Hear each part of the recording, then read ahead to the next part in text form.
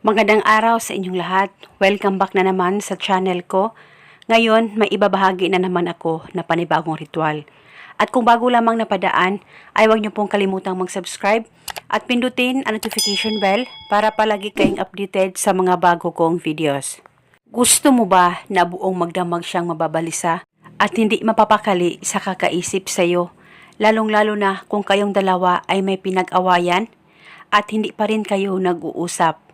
Kaya kung gusto mo na siya ay mababalisa at hindi mapapakali sa kakaisip sa iyo, ay gawin mo itong ritual na ituturo ko sa inyo ngayon nang sa ganun maging okay at maayos din kayong dalawa ng partner mo sa pamamagitan lamang nitong ritual na gagawin mo ngayon.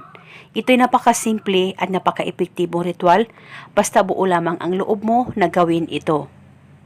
Ang gagawin mo lamang, bago ka matulog, umupo ka muna saglit dyan sa higaan mo. Ipikit ang mga mata mo, mag-focus at mag-concentrate ka, pakaisipin mo siya ng maigi at tawagin mo lamang ang pangalan at apelido niya ng 7 beses. Wala na po kayong kailangan pang banggitin na spell, basta tawagin mo lamang ang pangalan at apelido niya ng 7 beses. Dapat alam mo ang tunay na pangalan niya, nang sa ganon mapadali po ang talab nito. At lahat ng ritual na gagawin mo, dapat alam mo talaga kung anong tunay na pangalan niya.